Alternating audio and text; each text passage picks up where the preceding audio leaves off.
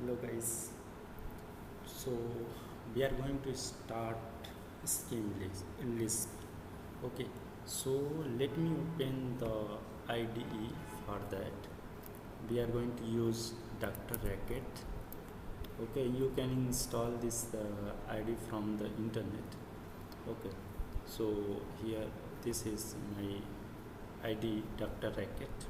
In this we are going to write like all the codes related to uh, Scheme Lisp.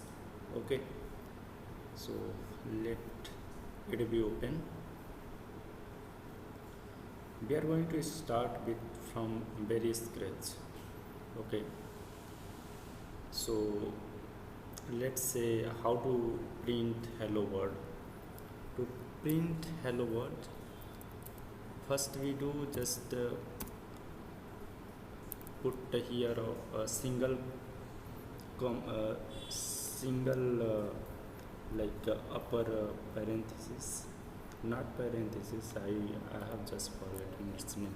So you put like this. Okay, so after that you just give parenthesis and write whatever you want. Okay, just like hello world. Okay, now if you run this program, from here you run this program, see here it has printed hello world. Okay, so this symbol uses for printing list. Okay, for like it is like a string. This all the word here whatever is written, that is become a string. Okay, if I just only write hello, then still it is going to be printed. See here, that will be printed. Okay, so we learned how to print hello world. Okay, now we want to add two numbers. Okay, let's say 5 and 6. If you write 5 plus 6, then it is not going to be printed anything, it will throw an error. See that only 6 it is showing, 5 and 6 separated, but it is not added. Okay, in order to add these two numbers you have to do, but you have to write in prefix form. Okay, so prefix form of 5 plus 6 is plus 5 and then 6. Okay, now if you run this program, then it will print 11. Okay, so keep in mind whenever you are writing any mathematical expression, then write in prefix form. Okay, like if you want to multiply two numbers, let's say, then put here multiply symbol and let's say 10 and 20. Okay, then it both will get multiplied. Here you will get 200. Okay, now how to write like comment. Here in this Dr. Racket, to put comment you just use this semicolon. Okay, this semicolon, let's say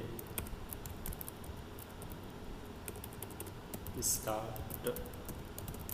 Scheme Lisp with hello world. Okay, now here we can print hello world. Okay, so here we can just run it.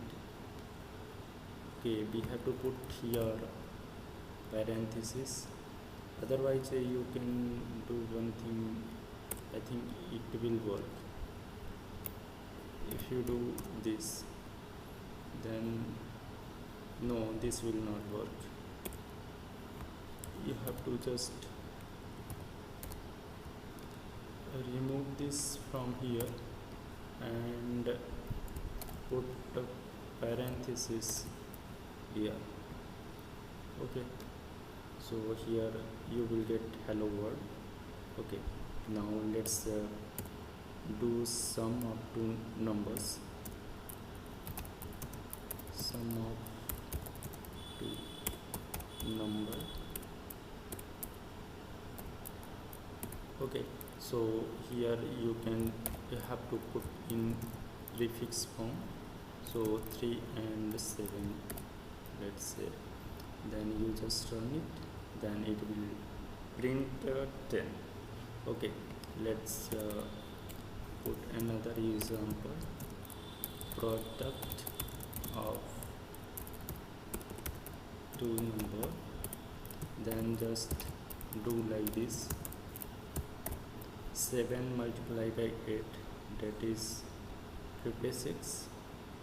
Okay, if you want to multiply three numbers, like let me write this. Let's say we want to multiply 6 multiply 7 multiply by 8. Okay, then what is its prefix form? First you have to decide. Then its prefix form, in order to find the prefix form, first you put the parenthesis. Okay, since its prefix form will be what? Multiplied, then 6,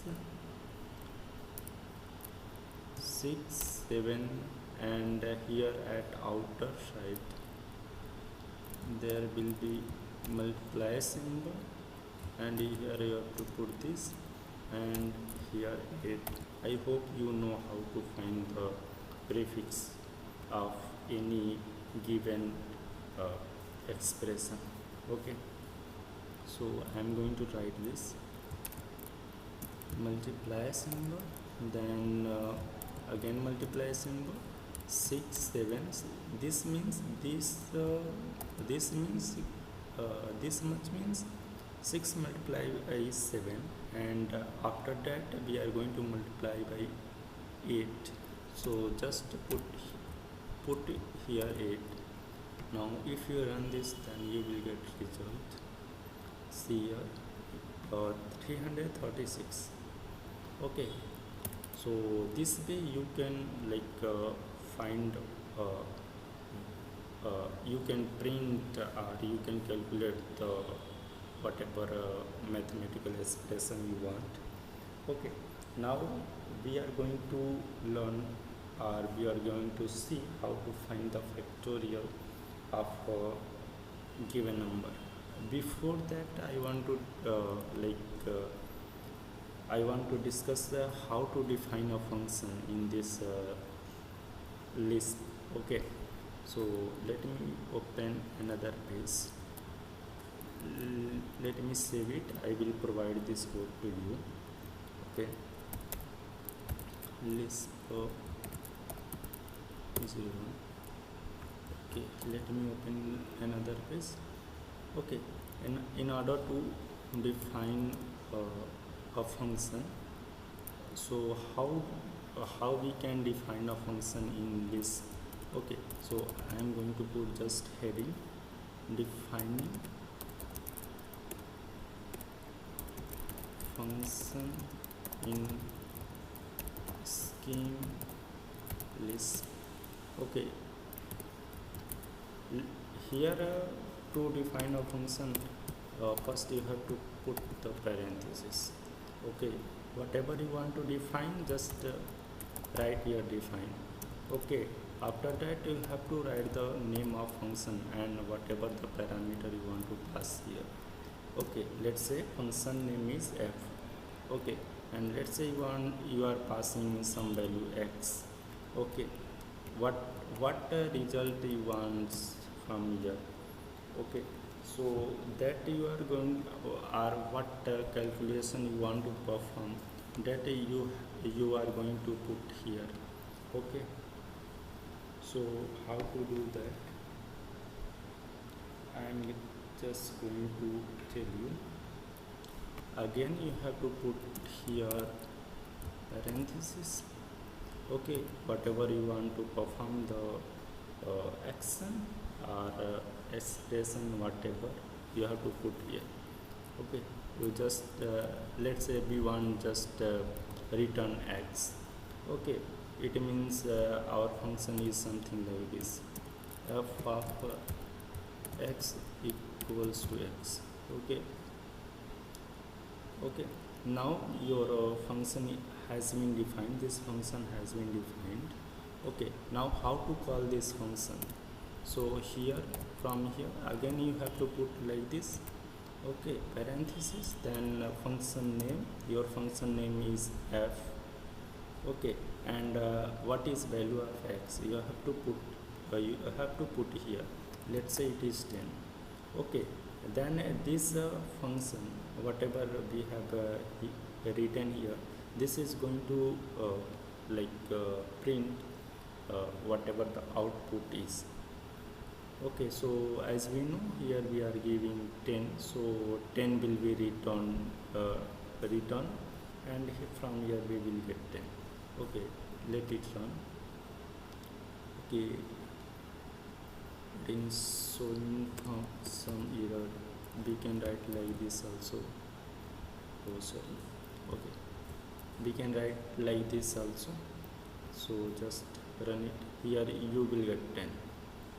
Okay, like this. Now let's say we want to add we want to pass two parameter x and y. Okay, so let me define another function. Let's say that is gx. Let's say it is a and b.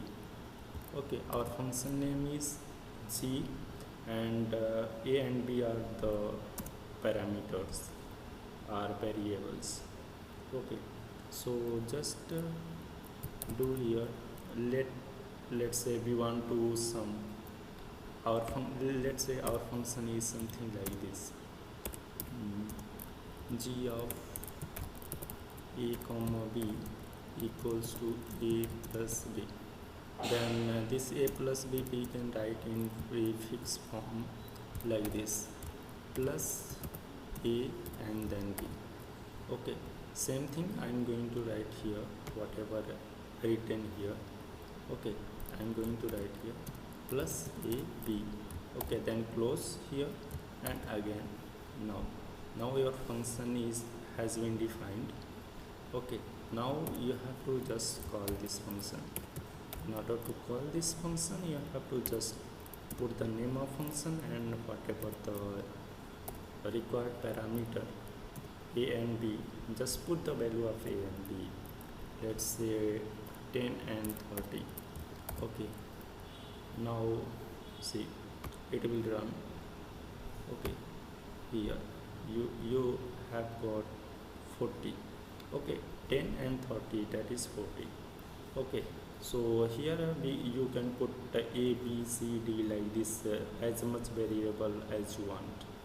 Okay, after that, so this is I was just telling that how to define a function and how to call it.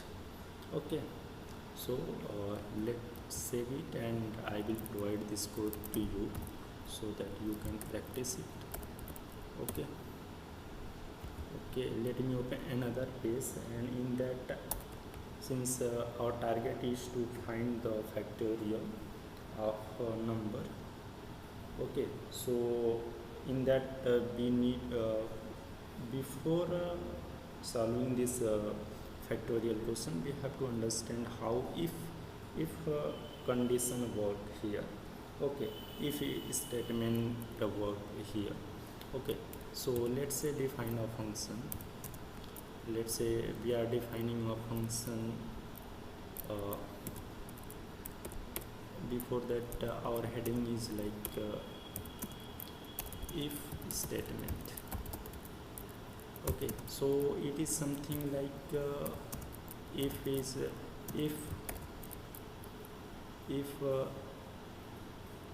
let's say this whatever written here, element 1 is true, then return if element 1 is 2, then return you can say like return e, otherwise you return y or anything like e or g. Okay, if this is true, then you are returning e, otherwise z. Okay, something like that.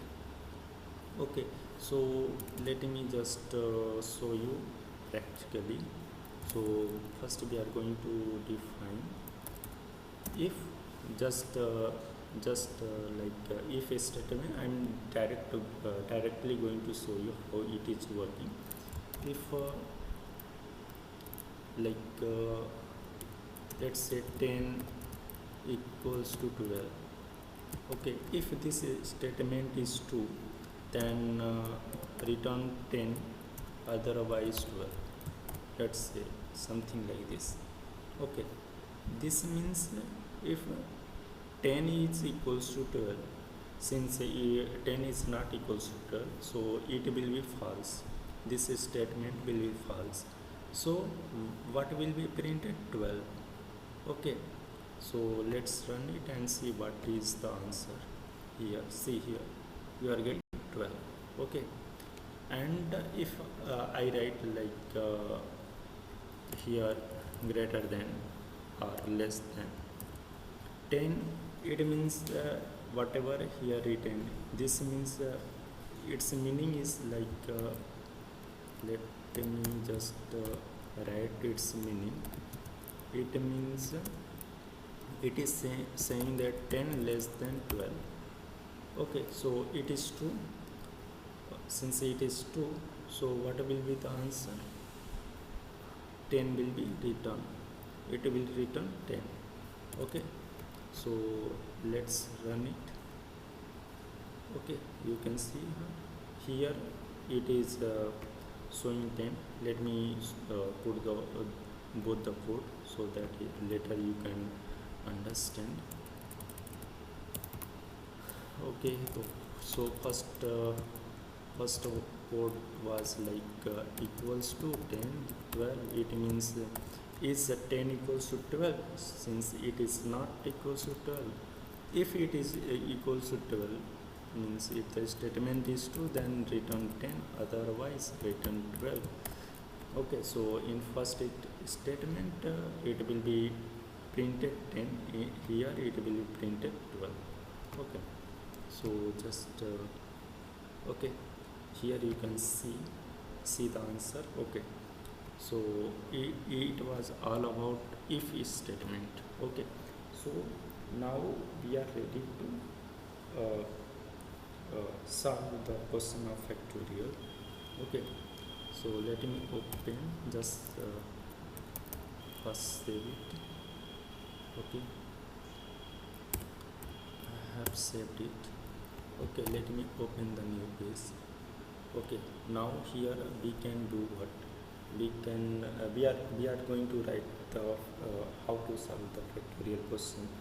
So in factorial, what we are going to do, like what is factorial of let's say 3 factorial is what? 3 factorial is 3 multiplied by 2, then multiply by 1. After that, if after that we are not going to multiply by 0. Okay, it means we are going to stop at 1. So what is our base case? So here our base case is what? When n equals to 1, then just return 1. Okay, otherwise we are going to just multiply. It means our n was initially what? N was initially 3. Okay, and we want to find the factorial of n. So n factorial. Okay, so initially it was 3. After 3 we are going to decrease, means after each number we are going to decrease it by 1. Okay, then we are getting 2, then 1. If it is 1, then just return, otherwise just multiply. It means that, let's say our factorial, let's say it is our factorial function. Okay, fact function, that is n. So n is inside n, what is happening? If n is equals to 1, then we are just going to return. If let's say n is equals to 1, then we are just going to return 1. Otherwise what we are going to do?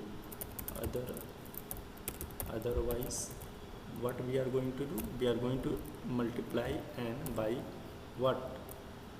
We are going to multiply n by factorial of n minus 1. Okay, n minus 1. Okay, okay, so this is just telling that we are going to do recursive call. Okay, so here we are going to do solve it by recursion. Okay, so first we have to define our function. So we have to define our function. So here let's write factorial function. Let's say it is factorial of n. Okay, here what we have to put? Okay, here first we have to check whether n is equals to 1 or not. Okay, so here what we can write? Whether n is equals to 1. Okay, if it is equals to 1, okay, then just return what? 1. Otherwise what we are going to do? We are going to multiply n. Okay, we are going to multiply n by what? Factorial of n minus 1.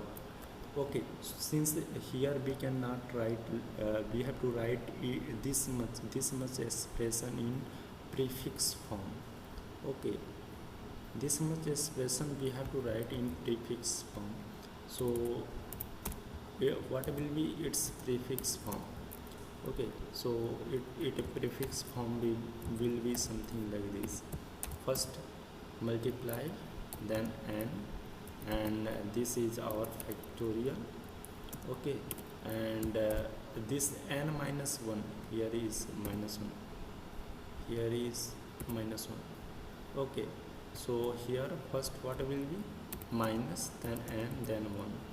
Okay, at the end there will be parenthesis will be closed. Okay, so here we have to write like this. Okay, so we are going to write it like multiply n by factorial of what? Factorial of minus n, then 1.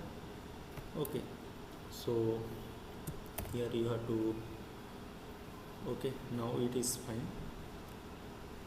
Now we are just going to call our function fact10, and we are going to see what is factorial of 3. Okay, 3 means what is value of n? That is 3. Okay, so we are passing value of n as 3. Okay, let's see what it is showing the answer. Okay, so here it is showing the some error. Okay, so let's fix it. How we can fix it? Where is the problem? So here we can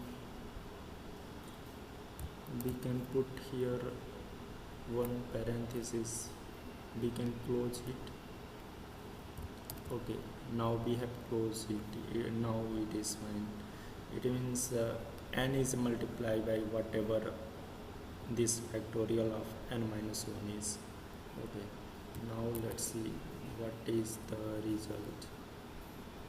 Okay, so you can see here it is showing 6. Okay, and you can calculate factorial something of other, let's say 10. Okay, here just run it. So see here, factorial of 10 is 3628800. That is huge number. You can find any factorial.